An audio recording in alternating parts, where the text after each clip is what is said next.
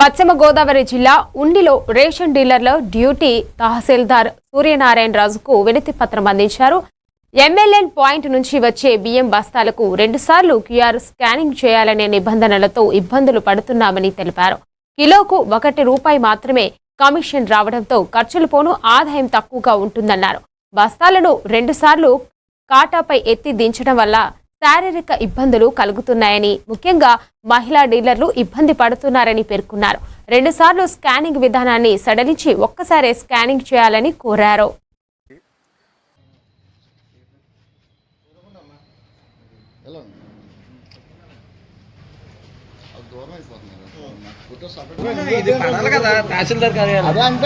ఈ రోజున రేషన్ డీలర్ల సమస్యల గురించి ఎంఆర్ఓ గారికి వినతి పత్రం ఇవ్వడం జరిగింది. వెయిట్ వేసి ఏమంటున్నారు, ఒకవేళ గెట్ వెయిట్ వేసి ఇద్దామంటే అతను మాకు సివిల్ సప్లై నుంచి వచ్చే బ్యాగులో 50 కేజీలు 337 గ్రాములు నాకు రాసాడు. ఇవాళ ఆ 33,000 తగ్గినా సరే ఆ వెయిట్ వేసుకుని మేము గెట్ వెయిట్ తీసుకోవాలి, లేకపోతే కనుక మాకు లాస్ చూపిస్తుంది. దగ్గర చేయడు. ఇది కేజీకి ₹1.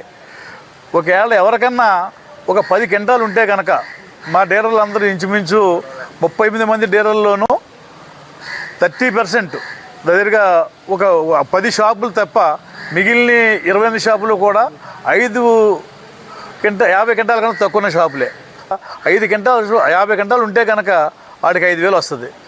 గన్నీ సమితి చూసి వాడికి ఏమి ఇవ్వాలి, మేము రెంట్ ఏమి ఇవ్వాలి, తర్వాత మేమేం బతకాలి, మా ఫ్యామిలీని ఎలా బతికించుకోవాలి. గత